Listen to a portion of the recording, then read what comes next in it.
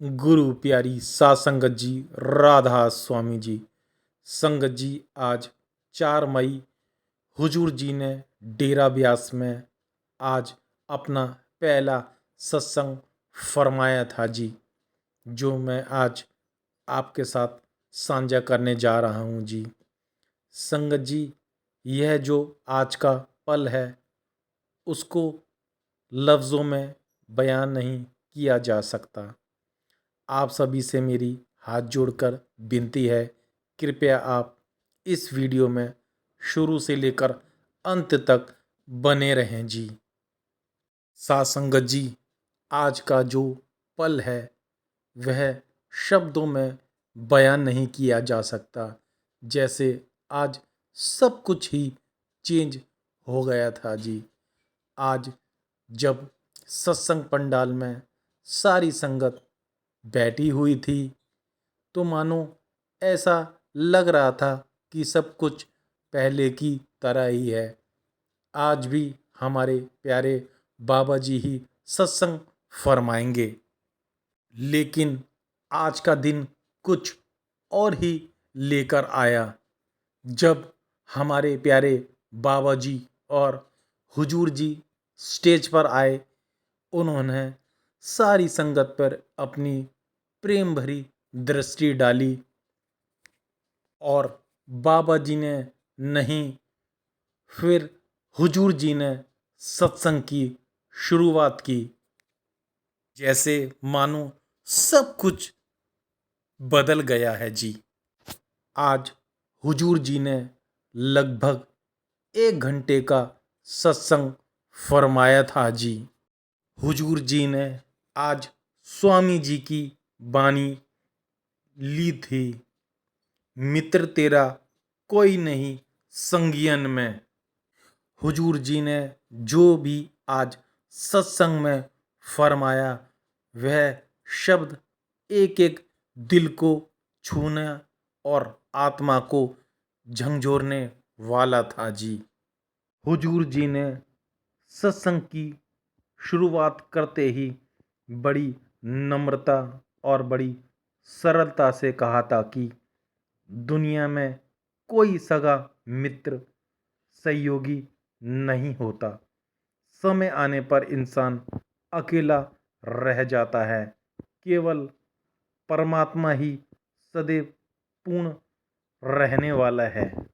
हुजूर जी ने आधुनिक जीवन में जो असल की हकीकत है उस पर भी उन्होंने फरमाया था कि उनका कहना था कि आजकल के जो पुरुष कॉलेज में ज़्यादातर जिस नज़र से आते हैं, महिला यूनिवर्सिटी की कतारों में सबसे ज़्यादा ब्यूटी पार्लर की कतारों में खड़ी हुई हैं, वह हल्की मुस्कान के साथ कहते हैं, जब हम अपने मुंह की ओर देखते हैं तो हमें इतना सारा शीशा देखते हैं कि कभी कांच भी टूट जाए। हुजूर जी ने फरमाया कि हम अपना कीमती समय जब तब की बजाय व्यर्थ कामों में बर्बाद कर रहे हैं। वह फरमाते हैं कि जब हम सुबह उठते हैं तो सबसे पहले हम अपना फ़ोन उठाते हैं और देखते हैं कि कहीं दुनिया इधर से उधर तो नहीं हो गई। आगे हुजूर जी ने भी जो हमारे दिन की प्रतिदिन की दिनचर्या होती है तो उस पर भी फरमाया था कि हमें कम से कम 2 घंटे अपने भजन सिमरन के लिए ज़रूर निकालने हैं। हुजूर जी ने आगे फरमाया कि बड़े महाराज जी ने 40 साल तक सत्संग किया और बाबा जी 35 साल से कर रहे हैं। हमने सत्संगों से क्या सीखा और हमने इनकी बाबा जी की बातों पर कितना अमल किया है जी। आगे फरमाते हैं कि संत हमें माया के चक्कर से बाहर निकालते हैं। मन के पीछे इंसान आज अंधाधुंध भाग रहा है। संत महात्माओं की बातें तीखी जरूर लगती हैं, लेकिन वह हमारे कल्याण के लिए होती हैं, क्योंकि वह हमें चेताने आते हैं। फिर हुजूर जी ने गहराई की बात समझाते हुए कहा था कि सच्चा मित्र कौन होता है। सच्चा मित्र वह नहीं जो सिर्फ हमारे साथ सिर्फ खुशी के पल में साथ दे। सच्चा मित्र वह है जो कठिन समय भी कभी हमें अकेला ना छोड़े। इंसान जिंदगी से अलग अलग पड़ावों में नए नए दोस्त बनाता है। बचपन में, गली में, स्कूल में, कॉलेज में, यहाँ तक कि नौकरी में भी।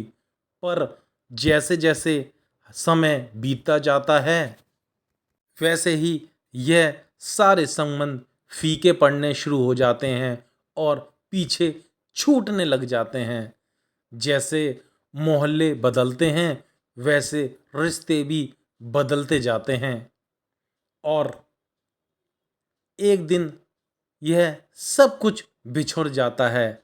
उस वक्त बाबा जी की कुछ कही बात हमें याद आती हैं। वह कहते थे कि भाई, जब तक कर्म की डोर हमें जोड़े रखती है, तब तक हम साथ रहते हैं।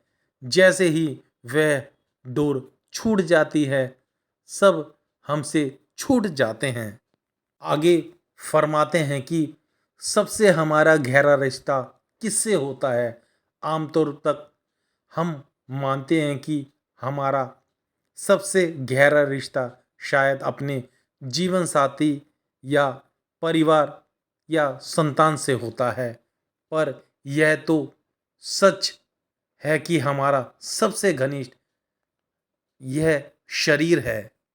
क्या हमने कभी सोचा है कि जैसे जैसे उम्र बढ़ती जाती है, ढलती जाती है, शरीर साथ छोड़ने लगता है। फिर आगे हुजूर जी फरमाते हैं, स्वामी जी क्या कहते हैं, क्यों पड़ा तू सोवे यहाँ। सोने का जो मतलब है सिर्फ नींद नाम का नहीं, बल्कि उस गहरी नींद अवस्था का है जिसमें हम मन माया में खोए हुए हैं। हमें असलियत की दुनिया दिखाई नहीं देती, हम उसी भ्रम में जीते हैं।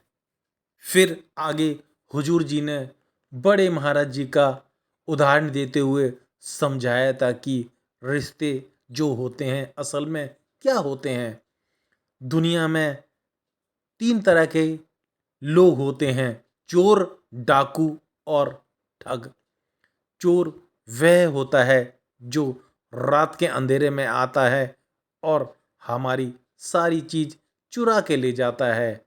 और डाकू वह होता है जो खुलेआम सामने आकर हमारा सब कुछ छीन लेता है।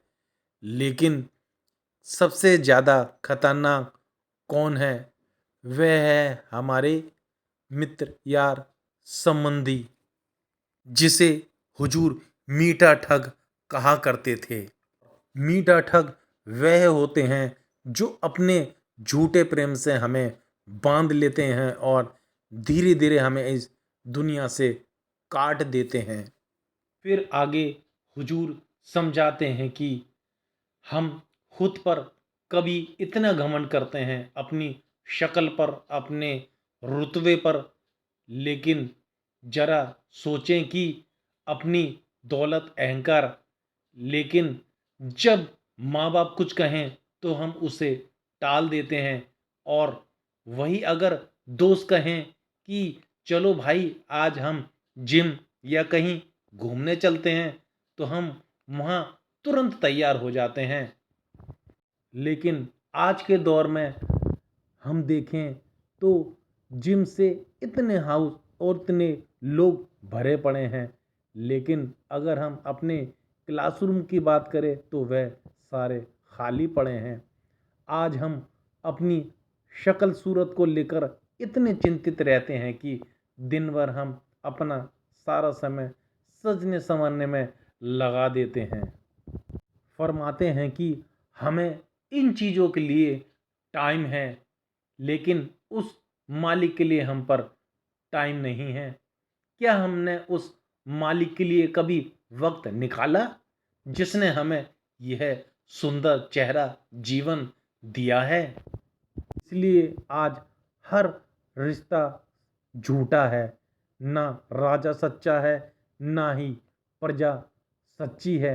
आगे हुजूर जी फरमाते हैं कि स्वामी जी हमें क्या समझाते हैं, मित्र तेरा कोई नहीं संगियन में।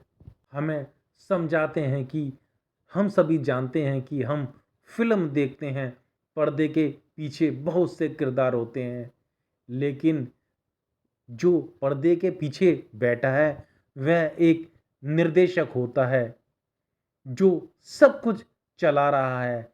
जिंदगी भी कुछ ऐसे ही हमारे रंगमंच की तरह है।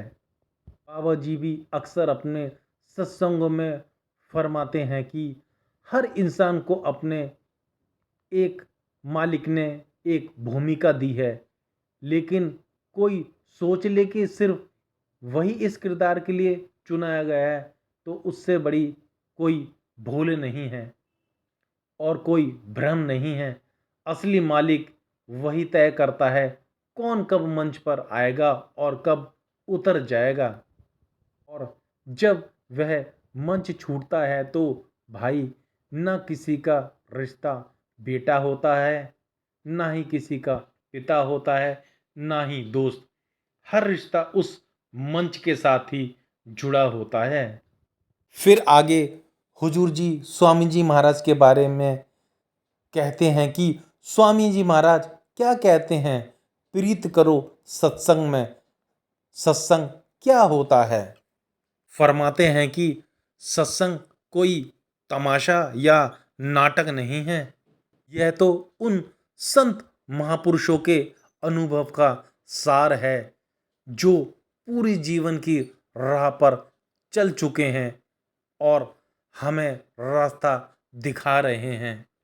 फिर आगे हुजूर जी ने इतनी गहरी बात कही कि आज लोकल सेंटर को लेकर भी हम देखें, वहाँ कहीं जब हम सत्संग के लिए जाते हैं, लेकिन अक्सर देरी से, जैसे कि ऑफिस की मीटिंग हो तो हम समय से पहले पहुंच जाते हैं, लेकिन जब सत्संग की जाने की बारी आती है तो हम सोचते हैं कि अभी तो टाइम है, अभी तो हम निकलेंगे 15 मिनट पहले या 15 मिनट बाद पहुंचेंगे। हमें हर चीज़ की कदर है, लेकिन उस मालिक की कदर नहीं है। फिर आगे हुजूर जी ने ज़िंदगी की जो हमारी दुनियावी रफ्तार है, जो उलझने हैं जिसमें हम भटके हुए हैं, उनके बारे में बताते हैं कि इनके पीछे हम लोग भागते भागते अपना असल मकसद भूल जाते हैं। लेकिन जब हम सत्संग में बैठते हैं तो हमें सब कुछ याद आने लगता है। हमें मालिक की भक्ति करनी है और अपनी आत्मा की पहचान करनी है। फिर फरमाते हैं कि क्या हम सत्संग में आते हैं सिर्फ वहाँ पर हम क्या बैठने के लिए आते हैं? भाई, हमें यहाँ से लेकर कुछ ना कुछ सीख कर जाना है और उसे अमल में लाना है। फिर आगे हुजूर जी ने फरमाया कि हम यहाँ पर सभी अलग अलग धर्मों और हमारे धर्मों की मान्यताएं अलग अलग हैं। कोई कहता है कि मैं अल्लाह को मानता हूँ, कोई भगवान, तो कोई वाहेगुरु, कोई गॉड कहता है। फिर हुजूर जी ने गुरुमत के ऊपर 10वें पातशाही का भी उदाहरण देते हुए कहा था कि उन्होंने ईश्वर के 1100-1200 नाम लिखे, लेकिन आखिर में उन सब नामों को समेटकर एक ही बात का जिक्र किया। एक ओंकार गुरबाणी भी कहती है, 52 अक्षर लोक तरें, सब किछ इनमें माही, ये अक्षर खिन जाएंगे, वे अक्षर इन माही। का भाव यह है कि यह जो अक्षर दुनिया में दिखते हैं वो तो समय के साथ मिट जाते हैं, पर वह जो नाम है ना, वह सबका आधार है, जो कि लफ्ज़ों में बयान नहीं किया जा सकता। इसके लिए तो हमें सिर्फ इसे करने के जरिए ही हम पा सकते हैं।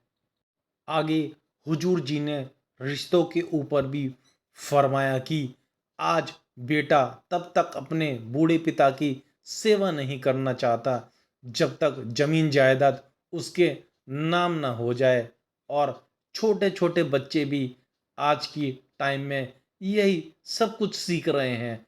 वह माँ बाप से कहते हैं, जब तक आप मुझे खिलौना नहीं दोगे या बच्चे की फरमाइश आज आप पूरी नहीं करोगे, तब तक मैं पढ़ाई नहीं करूँगा। हमने पैसों को बाजारों में भक्ति तक पहुंचा दिया है। हम मंदिरों गुरुद्वारों में 100 का नोट चढ़ाकर मालिक के सामने आज हम करोड़ों की अरदास करते हैं।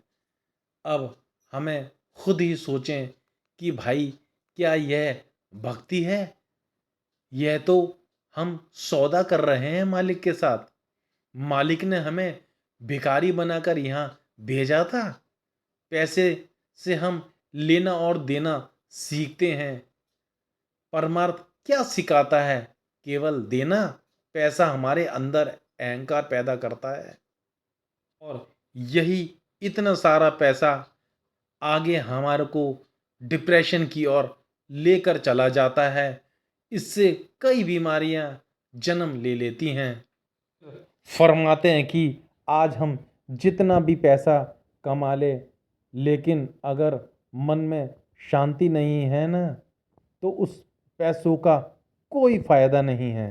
आज हम देखते हैं कि कितने नामी और बड़े बड़े उद्योगपति अरबपति, हम देखते हैं, क्या उन्हें चैन है? फरमाते हैं कि मालिक हमें सदा देता आया है और हम सदा से लेते आए हैं, लेकिन क्या हमारी भूख मिटी अभी तक? कोई लाखों में विरला ही होगा जो मालिक का सच्चे दिल से शुक्र करता होगा।